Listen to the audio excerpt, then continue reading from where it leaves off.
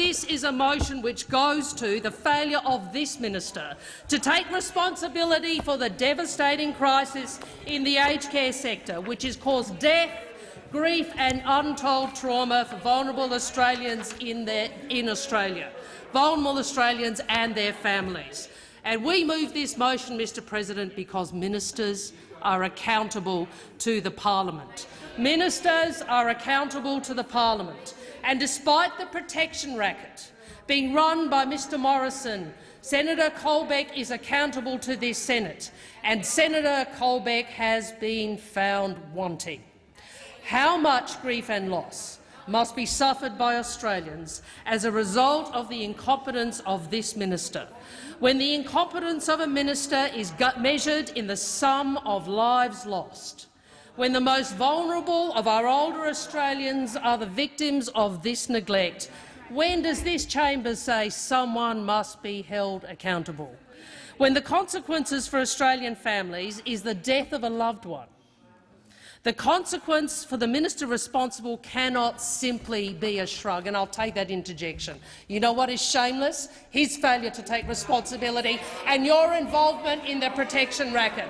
That is what is shameless. That is what is shameful, because a minister cannot simply absolve himself of responsibility by shrugging and blaming somebody else. He cannot absolve himself of responsibility for deaths by neglect simply saying that that is a function of aged care, because the deaths by neglect are a function of the neglect of aged care by this government. $1.7 billion ripped from aged care by Mr Morrison when he was Treasurer. A situation so dire, Mr Morrison was forced to call a royal commission into their own mismanagement of aged care. A royal commission that summarised this government's care of older Australians in the title of its interim report, Neglect. Warnings from overseas, where aged care was ravaged well before COVID-19 took hold here. Warnings from experts and unions representing carers. Carers given one glove, and having to choose which hand to put it on. Warnings from tragedies already experienced in Dorothy Henderson Lodge and Newmarch House in New South Wales, and warnings that have still not been acted upon. Have not been acted upon by a government that even now has not produced a COVID-19 plan for aged care, despite more than 460 aged care residents on today's figures having died.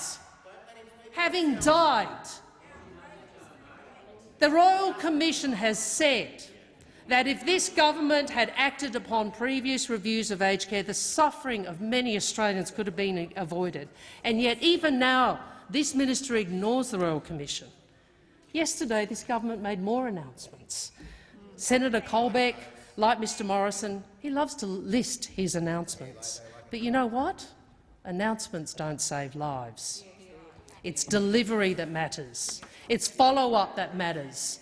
And until Senator Colbeck delivers on the recommendations of the Royal Commission, the one word which will always come to mind at the sound of this minister's name is neglect. Neglect.